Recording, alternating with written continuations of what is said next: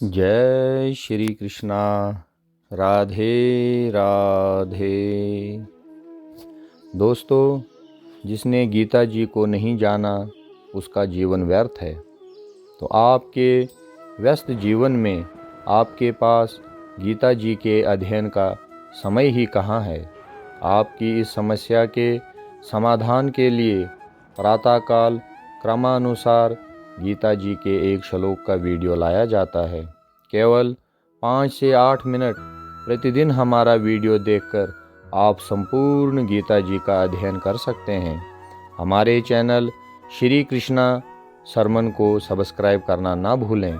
दोस्तों, कीजिए अपने दिन की शुरुआत भगवत गीता जी के एक श्लोक के साथ। मित्रों, आज हम गीता जी के द्वितीय अध्याय सांख्य योग के, जिसे गीता का सार भी कहा जाता है, के 62वें श्लोक का शुद्ध उच्चारण करेंगे और उसके अर्थ को समझने का प्रयास करेंगे। दोस्तों, 62वें श्लोक का शुद्ध उच्चारण इस प्रकार से है। श्लोक को हम 4 चरणों में बांटेंगे। ये पहला चरण, ध्यायतो विषयान् पुंसस्। दूसरा चरण, संगस्तेषुपजायते। तीसरा चरण, संगात् संजायते कामक। चौथा चरण, कामात् क्रोधोऽभिजायते।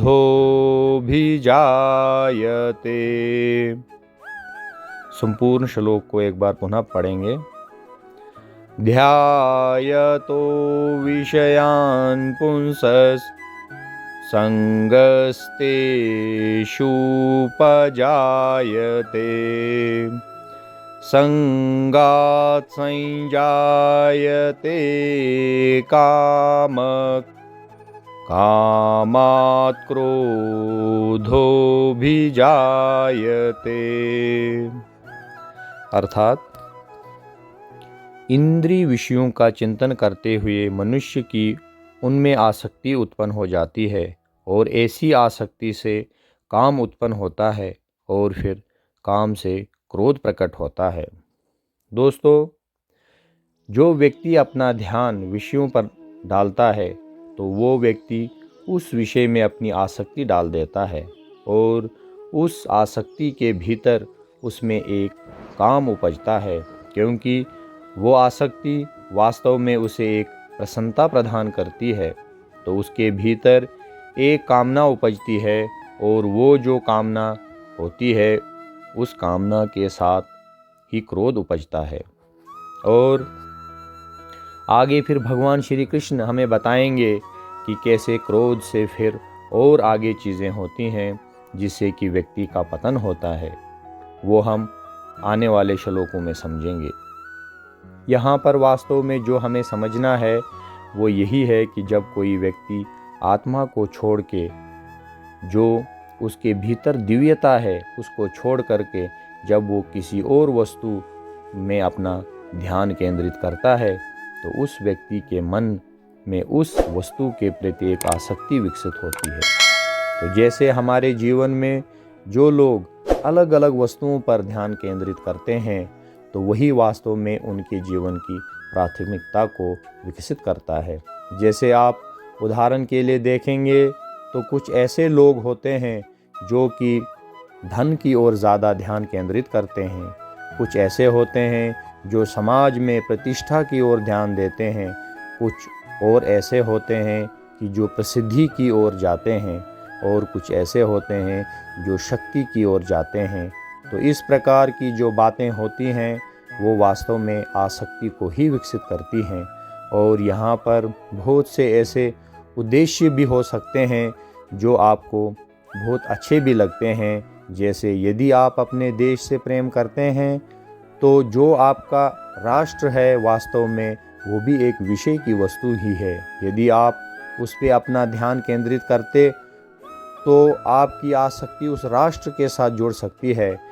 जैसे अगर आप भारत देश से प्रेम करते हैं तो आपकी आसक्ति उसके साथ जुड़ जाती है, तो इसमें भी वास्तव में आपको दुख ही मिलता है। क्योंकि अगर आप अपने देश के साथ प्रेम करते हैं तो आप यही चाहेंगे कि आपका देश उन्नति करे, मतलब आपके अंदर ये कामना उपजी।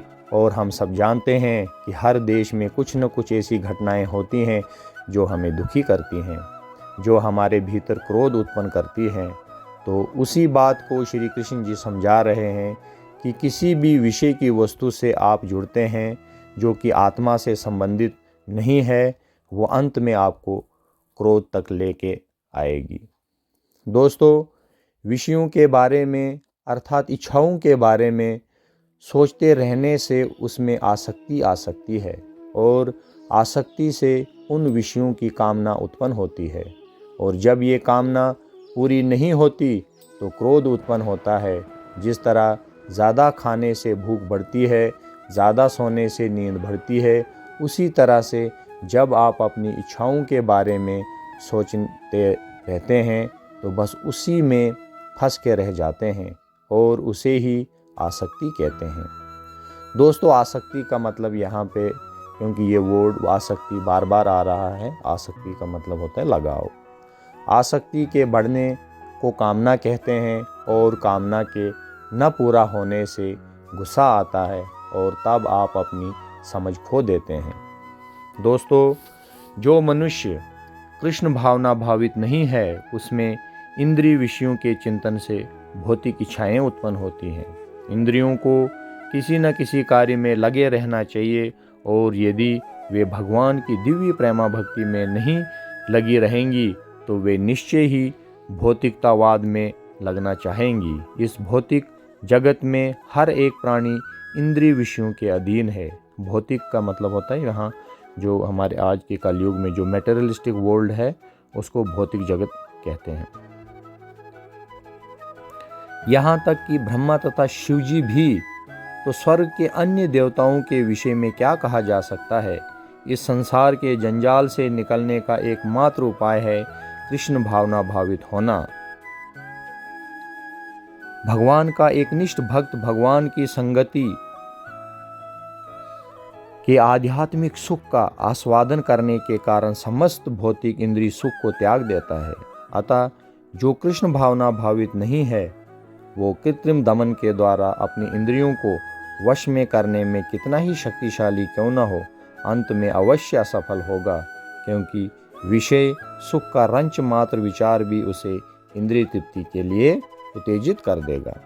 दोस्तों, इस श्लोक के आगे के जो 5 सुंदर श्लोकों में भगवान श्री कृष्ण हिंदू मनोविज्ञान के अनुसार देवत्व की स्थिति से मनुष्य के पतन का कारण बताते हैं। इसका एकमात्र प्रयोजन है महाबाहु अर्जुन को सभी ओर से इंद्रियों को वश में रखने के महत्व को समझाना। इंद्रियों पर स्वामित्व रखने वाला पुरुष ही हिंदू शास्त्रों के अनुसार स्थितप्रज्ञ कहलाता है। ये प्रकरण उन समस्त साधकों के आत्मचरित्र की रूपरेखा भी प्रस्तुत करता है जो दीर्घ काल तक साधारणता रहने के उपरांत भी असफलता एवं निराश की चट्टानों से टकराकर चूर चूर हो जाते हैं। वेदांत के सच्चे साधक का पतन असंभव है। असफल साधकों के उदाहरण कम नहीं हैं, और उन सभी की असफलता का एकमात्र कारण विषयों के शिकार होना ही है। ये भी देखा गया है कि एक बार पतन होने पर वे फिर संभल नहीं पाते। उनके लिए पतन का अर्थ है संपूर्ण नाश। पतन की सीढ़ी का ये बहुत सुंदर वर्णन है। स्वयं के नाश की सीढ़ी का वर्णन इतना विस्तार पूर्वक इसलिए किया गया है कि हमारे जैसे साधक ये समझ सकें कि पुनः अपने पूर्ण दिव्य स्वरूप को किस प्रकार प्राप्त किया जा सकता है। दोस्तों, जैसे छोटे से बीज से बड़े वृक्ष की उत्पत्ति होती है, वैसे ही हमारे नाश का बीज है असद विचार और मिथ्या कल्पनाएं। विचार में रचना शक्ति है, ये हमारा निर्माण अथवा नाश कर सकती हैं। निर्माण और विनाश उस शक्ति के सदुपयोग और दुरुपयोग पर निर्भर करते हैं। जब मनुष्य किसी विषय को सुंदर और सुख का साधन समझकर उसका निरंतर चिंतन करता है, तब उससे उत्पन्न होती है उस विषय में आसक्ति।